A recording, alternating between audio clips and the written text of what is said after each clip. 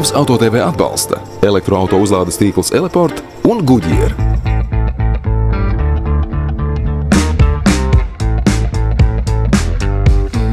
Šodien Tavs Auto TV automobilis, kura ierašanos Latvijā ir gaidījuši daudzi.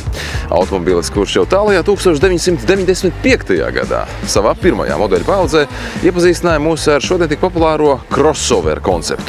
Automobilis, kura nosaukumā iekļautie 3 burti, ir saīsinājums no vārdu salikuma Comfortable Runabout Vehicle, jeb ērts braucošs transporta līdzeklis. Dāmas un kungi, šī ir 6. paudzes Honda CR-V. Šīs dienas testa braucienā dosimies kopā ar cilvēku, kurš jau gadiem ir uzticīgs Honda zīmolam. Un tāpat garus gadus ir viens no fundamenta mūziķiem, vai pat direktors, multifundamentālajā apvienībā labvēlīgais tips.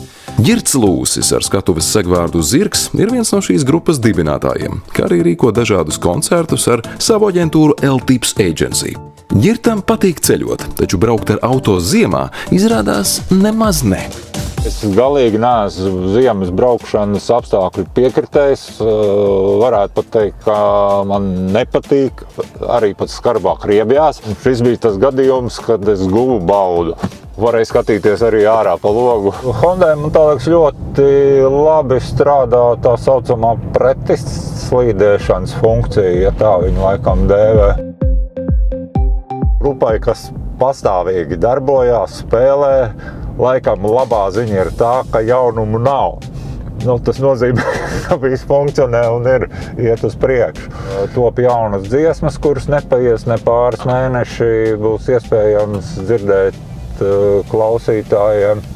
Tagad jau arī ir tieši tā ratu taisīšana vasarai.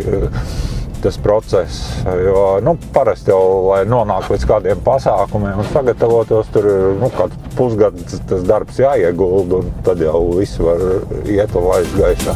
Jāsaka, ka Hondai šis ir ļoti nozīmīgs modelis. CR-V ir vislabāk pārdotais modelis šīs kompānijas vēsturē, un tādēļ veidojot jauno CR-V, kalturēt, tā izstrādes laikā būtu pilnīgs neprāts.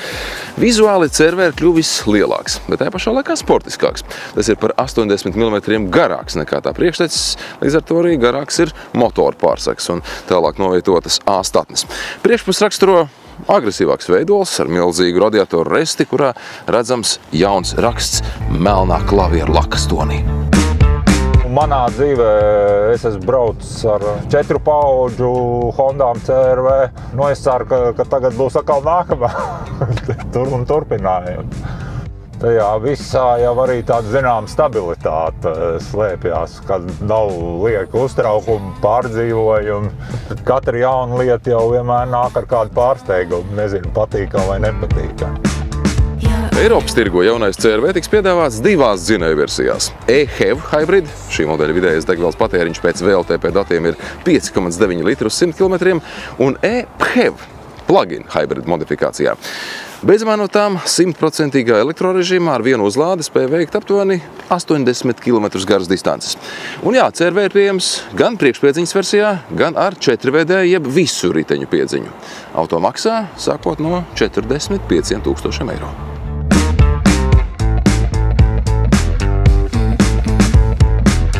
Hibrīda variants, pat cik manam iepriekšējiem modelim jau bija, viņš ir ļoti ērts, praktisks, līdz ar to arī degvielu mazāk patērē, kas pie pašreizējām cenām ir ļoti būtiski. Ja tas vidējais rādītājs ir tie 6 litri uz 100 km, man tā liekas, šādai mašīnai tas ir ļoti ekonomiski, un tas nozīmē, ka nevajag piesiet benzīnu cisternu vēl aizmugurē un vilkt līdzi. Un mazāk arī paviesoties benzīna tākos līdz ar to. Vēlreiz atgriežoties pie dzinējiem. Starp citu, šī ir pirmā reize, kad Honda Eiropai paredzētu modeli ir aprīkojusi ar tā saukto spraudņa jeb plug-in hibrīdu. Kā jau minējām, tas spēj elektrorežīmā veikt distanci līdz pat 82 km. Par pamatu šai spēku iekārtai ir ņemts tas pats dzinējs, kas E-HEV, proti 2 litru 4 cilindru tiešās iesmidzināšanas benzīna motors, tam ir 148 zirgspēki, kurš sapārots ar 184 zirgspēku jaudīgu elektromotoru. Un tā grieze ir iespaidīgi 335 Nm un ar 17,7 kWh ietilpīgu akumulātoru bloku. Ļoti daudz dažādas ērtības, kas vienmēr ar ko arī Hondas ir izcēlušās taisni tajā bāzes modelī. ir viss dzīvē nepieciešams. Ja var atļauties vēl vienu pakāpi augstāk, tad jau tu jūties tā kā citā pasaulē. Un, tas pats dārgais gals atkal jautājums, vai tas tev ir vajadzīgs. Salonā jaunais CR-V ir tiešām plašs. Dažādu iepriekš izmantotu ātrumu pārslēgu sviru vietā. Šeit mēs redzam elektrisko pārnesumu selektoru, arī režīmu slēdžus, kas ļauj piekļūt svarīgajām funkcijām, arī atrodoties kustībā. Pieejams gan head-up displejs, kurš projicē uz auto priekšējā stikla informāciju par braukšanas ātrumu, arī Bose stereo sistēma, bezvadu telefonu uzlāde, apsildāmi stūri un citi gardumi.